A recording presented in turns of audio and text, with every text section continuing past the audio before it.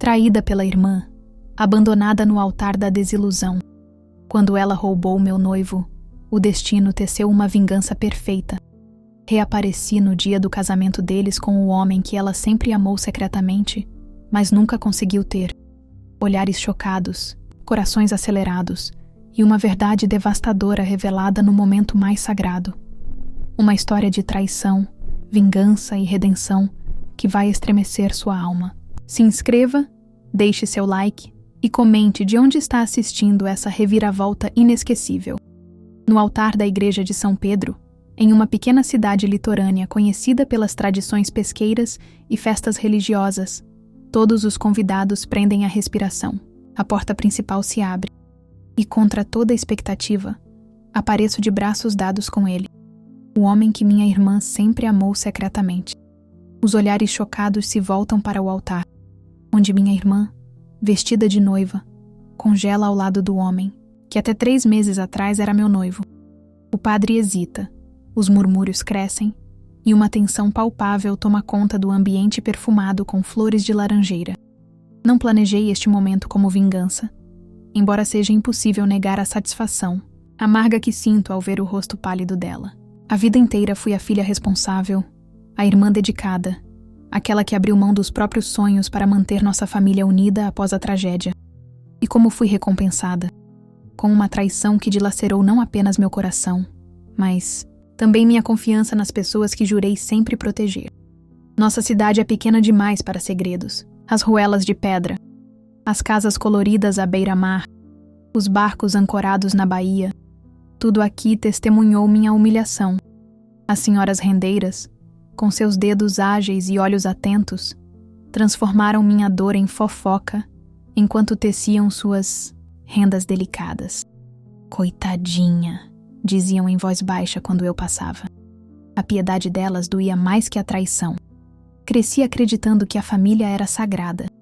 Nossos pais desapareceram durante uma tempestade terrível quando éramos adolescentes. Um dia como uns pescadores, no outro, apenas memórias engolidas pelo mar. Assumi a responsabilidade de cuidar da minha irmã mais nova, de manter nossa casa, de preservar as poucas lembranças que nos restavam deles. Adiei meus planos de estudar medicina na capital para ficar aqui, conformando-me com o curso de enfermagem na faculdade local. Minha irmã, no entanto, sempre foi poupada. Ela é sensível demais, justificavam os parentes. Não suportaria o peso das responsabilidades como você.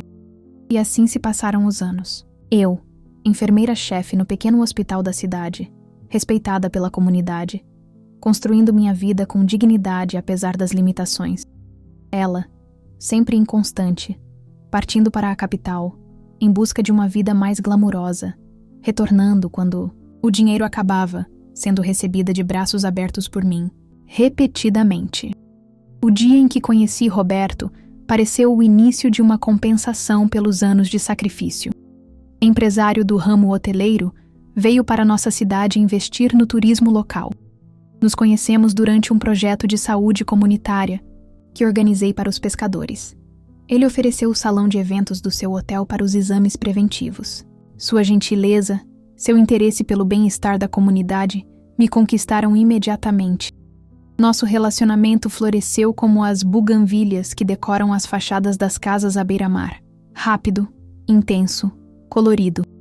Após 8 meses, ele me pediu em casamento durante a festa da padroeira. Lembro-me do céu estrelado, das luzes coloridas decorando a praça central, do aroma de quitutes típicos, da música tradicional tocada pela banda local. Roberto se ajoelhou diante de todos, oferecendo-me um anel delicado com uma pedra azul, que, segundo ele, lembrava a cor dos meus olhos nos dias de sol. A cidade inteira aplaudiu. Finalmente, eu teria meu conto de fadas. Minha irmã retornou da capital uma semana depois do anúncio do noivado. Dizia que não podia ficar longe em um momento tão importante. Ofereci nosso quarto de hóspedes como sempre fazia. Roberto, generoso como parecia ser, conseguiu-lhe um emprego na recepção do seu hotel principal. Família deve ajudar família. Ele disse com um sorriso que agora percebo escondia muito mais do que revelava. As primeiras semanas foram de genuína felicidade. Planejávamos o casamento, escolhíamos o cardápio, discutíamos sobre a lua de mel. Minha irmã parecia entusiasmada, oferecendo-se para ajudar com os preparativos, sugerindo decorações, acompanhando-me na prova do vestido. Eu, ingênua, interpretei aquilo como uma aproximação sincera, um amadurecimento tardio.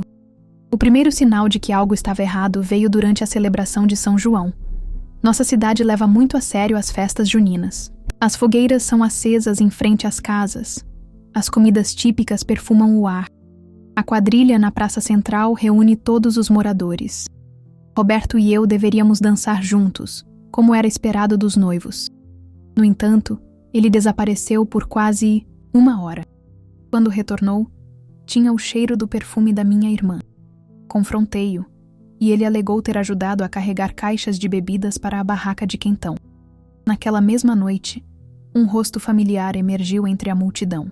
Mateus, filho do antigo médico da cidade, que partira há 10 anos para estudar medicina em uma universidade renomada.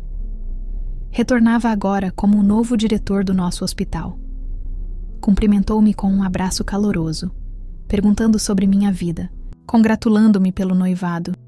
Não pude deixar de notar como seus olhos desviaram brevemente para minha irmã, que propositalmente nos ignorava. Ela continua linda como sempre, comentou com uma nota de melancolia. Todos na cidade sabiam que Mateus havia sido apaixonado por minha irmã durante toda a adolescência. Ela, no entanto, sempre o rejeitou, preferindo os rapazes ricos que ocasionalmente visitavam nossa cidade durante o verão. O filho do médico não tem futuro, ela dizia com desdém. Irônico como a vida dá voltas. Os dias que se seguiram trouxeram mais sinais que escolhi ignorar. Mensagens no celular de Roberto que ele rapidamente escondia quando eu me aproximava. Reuniões de trabalho que inexplicavelmente se estendiam até tarde da noite. O súbito interesse da minha irmã por vestidos mais elegantes, maquiagem mais elaborada, perfumes mais caros. Estou apenas me esforçando para causar boa impressão no trabalho, ela explicava com um sorriso que não alcançava seus olhos. Foi durante a tradicional procissão marítima, quando todos os barcos navegam decorados em homenagem aos pescadores, que a verdade veio à tona. Roberto esqueceu o celular no nosso quarto enquanto participava da procissão em seu iate. A tela acendeu com uma mensagem dela. Mal posso esperar para te ver hoje à noite. Ela estará de plantão até às 6 da manhã. O impacto daquelas palavras foi como as ondas violentas que às vezes atingem nosso cais. Devastador, sufocante. Meus joelhos cederam e caí sentada na beira da cama, o celular tremendo em minhas mãos. Percorri as mensagens anteriores, cada uma mais explícita que a outra. Falavam de encontros secretos, de como precisavam ter cuidado, de planos para o futuro. Ela nunca precisa saber, escreveu ele em uma delas. Quando tivermos o dinheiro, podemos ir embora daqui. A dor deu lugar à raiva, e a raiva a uma frieza calculada que nunca soube que possuía. Guardei o celular no bolso e me dirigi ao restaurante à beira-mar, que pertencia à família de Roberto, onde todos se reuniriam após a procissão. Esperei, pacientemente, observando os barcos retornando ao porto, as pessoas chegando em grupos animados, a música começando a tocar. Eles entraram juntos, não se tocando, mas com uma intimidade óbvia para quem soubesse observar. Me aproximei lentamente, sentindo os olhares curiosos dos que notaram minha expressão. Parei diante deles, e sem dizer uma palavra, entreguei o celular a Roberto. Seu rosto empalideceu instantaneamente. Minha irmã, percebendo o que acontecia, não demonstrou arrependimento. Pelo contrário, ergueu o queixo em desafio. O coração não escolhe. Ela disse simplesmente, como se aquilo justificasse a traição, a mentira, a quebra de confiança. Roberto tentou explicar, alegando que não queria me magoar, que tudo aconteceu sem que eles planejassem. As mesmas desculpas vazias que traidores usam desde o início dos tempos. Quanto tempo? Perguntei, minha voz surpreendentemente firme. 3 meses, respondeu ele, incapaz de me encarar. 3 meses. Metade do nosso noivado. Enquanto eu trabalhava, duplas jornadas no hospital, enquanto planejava nosso futuro, enquanto confiava em ambos, eles se encontravam às escondidas, rindo da minha ingenuidade. Fiquem com o restaurante para vocês esta noite. Parece que tem muito a comemorar, falei, deixando o local sob os olhares chocados dos moradores, que rapidamente transformaram o ocorrido na nova fofoca principal. Caminhei pela praia deserta, as lágrimas finalmente vindo em ondas incontroláveis. A lua refletia no mar, indiferente à minha dor. Me sentei na areia fria, abraçando os joelhos, sentindo-me mais sozinha do que jamais estive. Foi quando ouvi passos se aproximando. Mateus parou a alguns metros, respeitando meu espaço, oferecendo silenciosamente um lenço. Aceitei com um soluço engasgado. A cidade inteira já sabe, comentei amargamente. A cidade inteira está do seu lado. Ele respondeu com gentileza. Se sentou ao meu lado e, pela primeira vez, compartilhei minhas frustrações sobre sempre ter sido a irmã responsável, enquanto minha irmã recebia todas as atenções e regalias. Falei sobre o peso de carregar uma família sozinha, sobre os sonhos abandonados, sobre a exaustão de sempre ser a forte. Mateus escutou atentamente, sem interromper, sem oferecer conselhos vazios.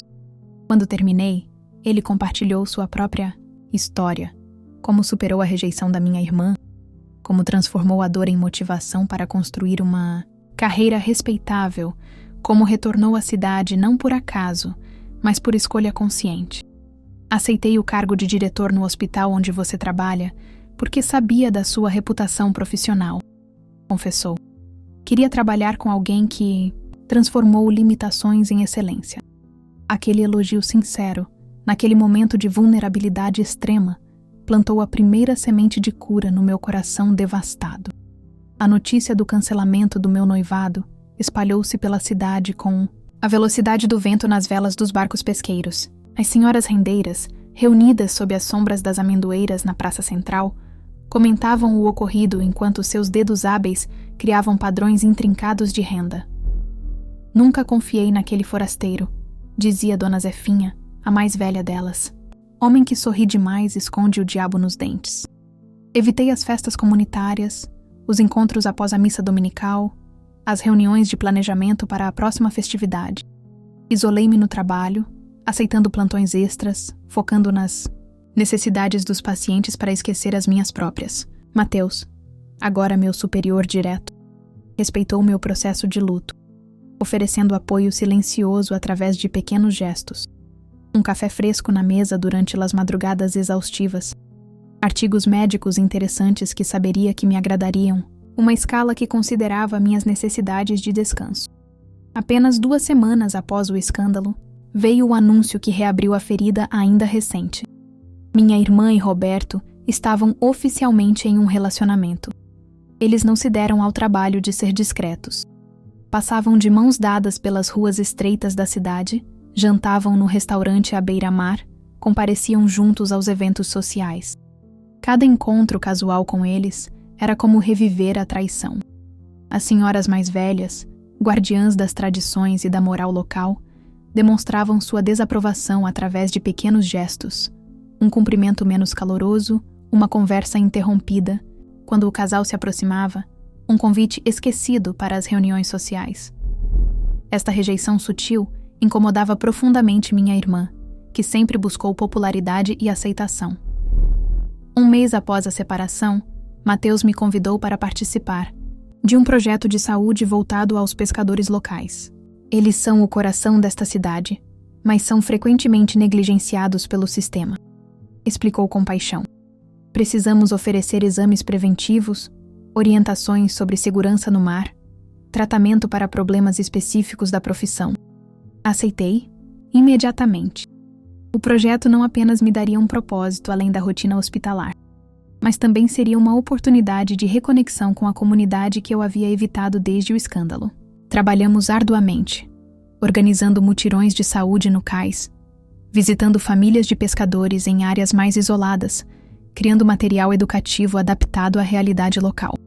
Durante essas atividades, percebi que muitos moradores, especialmente os mais antigos, se mantinham solidários a mim.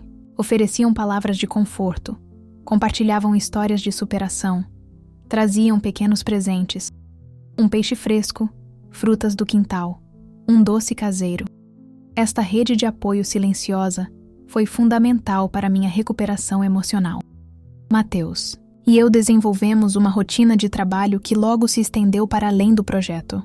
Jantávamos juntos após os plantões, discutindo casos clínicos e possíveis melhorias para o hospital. Caminhávamos pela praia nas manhãs de domingo, conversando sobre livros, filmes, experiências de vida. Visitávamos idosos isolados, levando medicamentos e companhia. Nossa amizade crescia naturalmente, baseada em respeito mútuo e valores compartilhados.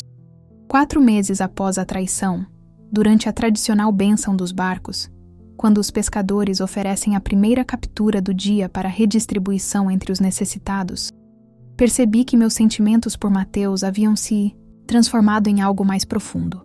Observei-o interagindo com os pescadores mais velhos, explicando pacientemente sobre cuidados com a pele exposta ao sol constante, ouvindo com genuíno interesse histórias sobre tempestades enfrentadas e capturas memoráveis. Seu respeito pelo conhecimento tradicional, combinado com sua expertise médica, criava uma ponte entre mundos que raramente se comunicavam efetivamente. Naquela noite, enquanto observávamos as estrelas no mirante da cidade, local de onde se pode contemplar toda a baía iluminada pelos barcos pesqueiros, Mateus revelou algo que abalou nosso crescente vínculo. "Preciso ser honesto com você", disse ele, sua voz carregada de hesitação. "Ainda carrego sentimentos não resolvidos por sua irmã." A confissão caiu como um balde de água fria, congelando o calor que começava a florescer em meu peito. "Não é que eu ainda a ame romanticamente", continuou ele, percebendo o meu desconforto. "É mais complexo que isso. Durante anos construí minha identidade em torno da rejeição dela. Estudei medicina parcialmente para provar meu valor. Retornei a esta cidade para mostrar que me tornei alguém digno de consideração. É um ressentimento que nunca trabalhei adequadamente." Sua honestidade, embora dolorosa, demonstrava um nível de autoconhecimento e integridade que poucos possuíam. Não pude deixar de admirar sua coragem em expor uma vulnerabilidade que poderia facilmente ter escondido. "Agradeço sua sinceridade", respondi após um longo silêncio. "Também tenho meus próprios demônios para exorcizar em relação à minha irmã. Talvez possamos ajudar um ao outro nesse processo." Aquela conversa estabeleceu um novo patamar de intimidade entre nós. Não apenas a atração física ou a compatibilidade intelectual, mas uma conexão baseada na verdade, por mais incômoda que fosse. No dia seguinte, o inesperado aconteceu. Um envelope creme decorado com fitas douradas foi entregue em minha casa. O convite para o casamento de minha irmã com Roberto chegou como um insulto elaborado. A data escolhida era exatamente 1 ano, após o anúncio do meu próprio noivado, na mesma igreja, com o mesmo arranjo de flores que eu havia selecionado meses antes. Até a caligrafia do convite imitava a que eu havia escolhido para os meus, que nunca chegaram a ser enviados. Minha primeira reação foi de indignação. O descaramento, a falta de sensibilidade, a crueldade deliberada em reproduzir o que deveria ter sido o meu momento especial. Rasguei o convite em pedaços, atirando-os ao vento na varanda de casa. Mais tarde, arrependida não pelo gesto, mas por deixar que eles ainda tivessem tanto poder sobre minhas emoções, recolhi os fragmentos da calçada. Mostrei o que restava. Do convite a Mateus durante nosso café da manhã no pequeno restaurante próximo ao hospital. Sua expressão transitou da surpresa à indignação e, finalmente, à determinação. "Não deixe que eles definam sua história", aconselhou, segurando minha mão sobre a mesa, indiferente aos olhares curiosos dos outros clientes. "Você merece muito mais do que ser a vítima desse enredo mesquinho." Suas palavras acenderam algo dentro de mim. O choque inicial deu lugar à determinação. Não seria humilhada novamente. Não me esconderia como se tivesse algo do que me envergonhar. Não permitiria que eles controlassem a narrativa de minha vida. "Vou ao casamento", declarei com firmeza. "E você irá comigo." Os 3 meses seguintes foram transformadores. Mateus e eu trabalhamos juntos em um projeto ambicioso que salvou a cooperativa de pescadores da falência. O antigo galpão onde armazenavam o pescado estava condenado pela vigilância sanitária e os custos para a adequação às normas estavam além das possibilidades financeiras dos trabalhadores. Usando nossos contatos na capital, conseguimos financiamento e assessoria técnica. Organizamos mutirões comunitários para a reforma, envolvendo até mesmo adolescentes da escola local, como parte de um projeto educativo sobre sustentabilidade e trabalho cooperativo. A iniciativa ganhou a atenção da mídia regional, trazendo visibilidade positiva para nossa pequena cidade. Matheus e eu fomos entrevistados pelo Jornal da Capital, destacados como exemplos de profissionais que combinavam excelência técnica com compromisso social. Aquela exposição aumentou significativamente nosso prestígio na comunidade e, mais importante, solidificou nossa parceria pessoal e profissional. Paralelamente, Matheus enfrentava corajosamente seus sentimentos não resolvidos do passado. Através de conversas honestas, compreendeu como a rejeição da minha irmã havia moldado suas escolhas de vida, algumas positivamente, outras de forma limitante. Juntos, exploramos a ideia de que talvez ele nunca tivesse realmente amado minha irmã, mas sim uma imagem idealizada dela, construída na adolescência e preservada pela distância dos anos seguintes. Por minha vez, com seu apoio, trabalhei intensamente na reconstrução da minha autoestima. Compreendi como meu papel de irmã responsável havia se tornado uma prisão autoimposta, uma identidade da qual tinha medo de me libertar. Reconheci padrões de comportamento autodestrutivos, como priorizar as necessidades alheias em detrimento das minhas próprias, buscar validação através do autossacrifício, confundir abnegação com amor. Durante esse período de profunda transformação interior, descobri através das senhoras rendeiras, sempre atentas aos acontecimentos locais, que o hotel principal de Roberto enfrentava sérios problemas financeiros. Aparentemente, investidores haviam retirado seu apoio após rumores de má gestão e desvio de recursos. Mais surpreendente ainda foi a revelação de que o súbito interesse dele por minha irmã coincidia perfeitamente com a descoberta de que ela receberia uma considerável herança ao se casar, uma antiga tradição familiar estabelecida por nossos avós, que determinava que parte das economias do casal seria transferida para as netas no dia de seu casamento, como forma de garantir sua independência financeira. A peça final do quebra-cabeça se encaixou quando Dona Zefinha, entre pontos de bilro e fios de linha, comentou casualmente: "Dizem que o moço já tentou vender o hotel para 3 compradores diferentes, mas todos desistiram quando viram as dívidas escondidas nos contratos. Só um dote gordo para salvar aquele negócio." Minha irmã, sempre tão orgulhosa de sua suposta independência, estava sendo manipulada sem sequer perceber. Inicialmente, considerei confrontá-la com esta informação, mas algo me deteve. Seria interpretado como inveja, como tentativa de sabotagem.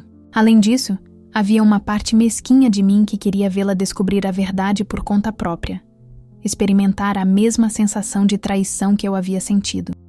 Na semana do casamento, durante o Festival Anual de Pesca, evento que atrai turistas e jornalistas para nossa cidade, ocorreu o inesperado. Minha irmã me procurou. Encontramo-nos no antigo pier de madeira, local onde brincávamos na infância, longe dos olhares curiosos da comunidade. "Preciso te perguntar uma coisa", disse ela, os olhos fixos no horizonte onde o sol começava a se pôr. "Você e Matheus... É sério?" A pergunta me surpreendeu. Não pela curiosidade em si, mas pelo tom vulnerável, quase inseguro, tão atípico dela. "Estamos construindo algo significativo", respondi com honestidade. "Por quê?" Ela hesitou, mexendo nervosamente no anel de noivado, uma peça ostensiva, com diamantes grandes demais para parecerem de bom gosto. "Você acha que cometi um erro?" perguntou finalmente, sua voz quase inaudível sobre o barulho das ondas quebrando abaixo de nós.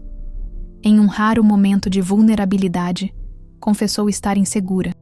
Roberto se mostrava cada vez mais preocupado com questões financeiras, frequentemente irritado, pressionando-a para acelerar os preparativos do casamento. Enquanto isso, ela observava de longe meu florescimento pessoal e profissional, a genuína conexão que eu compartilhava com Matheus, o respeito que a comunidade demonstrava por nós. Percebi nos seus olhos algo que nunca havia notado antes: inveja. Não do que eu possuía materialmente, mas do que havia construído internamente. Da paz que começava a encontrar comigo mesma, da parceria baseada em valores compartilhados, do propósito que transcendia o meramente pessoal. Poderia ter usado aquele momento para humilhá-la, para expor as verdadeiras intenções de Roberto, para saborear sua insegurança como uma pequena vingança pelas dores que me causou. Mas descobri que esse desejo de retribuição havia diminuído consideravelmente nos últimos meses.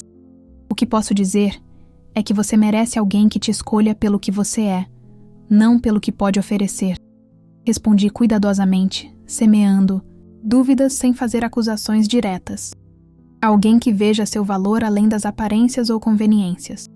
No dia anterior ao casamento, durante o tradicional jantar de ensaio realizado no restaurante à beira-mar, regado a vinhos locais e frutos do mar preparados pelas esposas dos pescadores, Mateus fez um anúncio que deixou todos surpresos. Havia conseguido aprovação para um grande investimento no hospital local, uma nova ala pediátrica e um centro de tratamento para doenças ocupacionais dos pescadores. O projeto criaria dezenas de empregos diretos e indiretos, além de melhorar significativamente a qualidade da assistência médica disponível na região. Os convidados aplaudiram entusiasticamente e pude notar o olhar de admiração que minha irmã lançou a Mateus. Um olhar que misturava arrependimento pelo que poderia ter sido e inveja pelo que nunca seria. O momento mais impactante da noite, no entanto, foi a chegada inesperada de Carlos, antigo sócio de Roberto na capital. Aparentemente embriagado e amargurado, ele começou a fazer insinuações sobre práticas questionáveis nos negócios do noivo. Pergunte a ele sobre os investidores de Recife, provocou em voz alta, antes de ser discretamente escoltado para fora por 2 primos de Roberto. O dano, porém, estava feito. Os murmúrios se espalharam entre os convidados, e o olhar de minha irmã alternava entre admiração pelo discurso inspirador de Mateus e dúvida pelas insinuações sobre seu futuro marido. Na manhã do casamento, tomei uma decisão que surpreendeu até a mim mesma. Visitei minha irmã no quarto de preparação da noiva, anexo à igreja. Ela estava sozinha, contemplando seu reflexo no espelho, o elaborado vestido branco destacando sua beleza natural. Vim desejar felicidades, disse ao entrar, observando, sua expressão chocada pelo reflexo. Veio gozar da minha insegurança, você quer dizer, respondeu ela amargamente. Não, respondi com sinceridade. Vim porque, apesar de tudo, você é minha única família.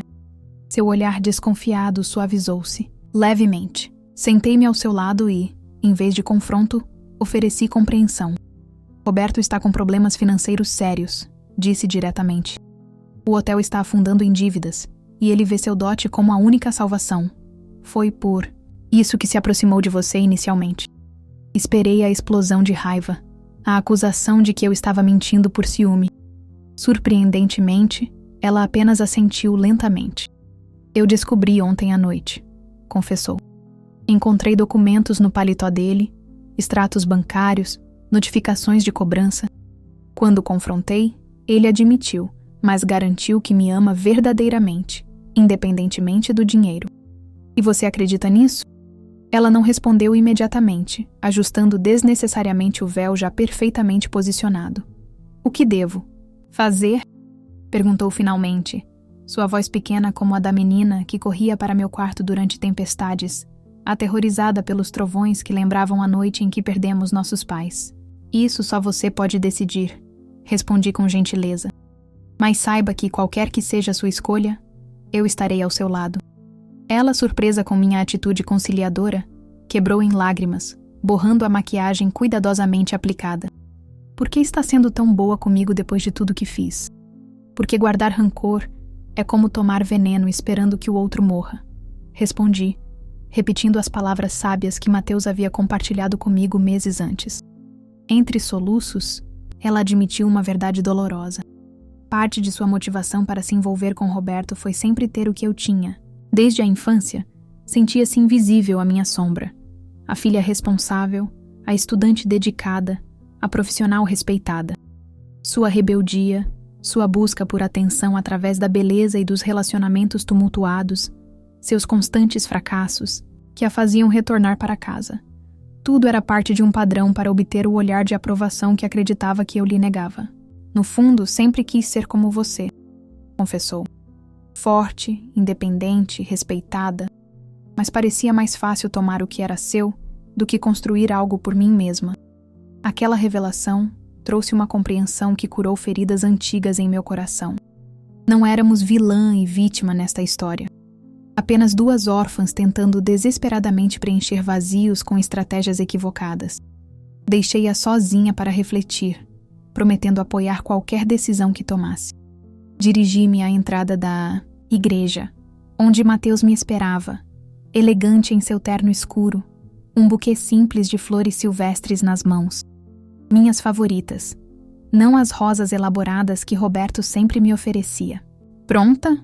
Perguntou ele, oferecendo-me seu braço. Como nunca estive, respondi com um sorriso sereno. Quando as portas da igreja se abriram e entramos juntos, não foi por vingança mesquinha, mas para demonstrar nosso apoio como casal à decisão de minha irmã, qualquer que fosse ela. O burburinho foi inevitável numa cidade onde as tradições familiares são sagradas e os casamentos são eventos comunitários que reúnem até mesmo desafetos em nome da celebração do amor.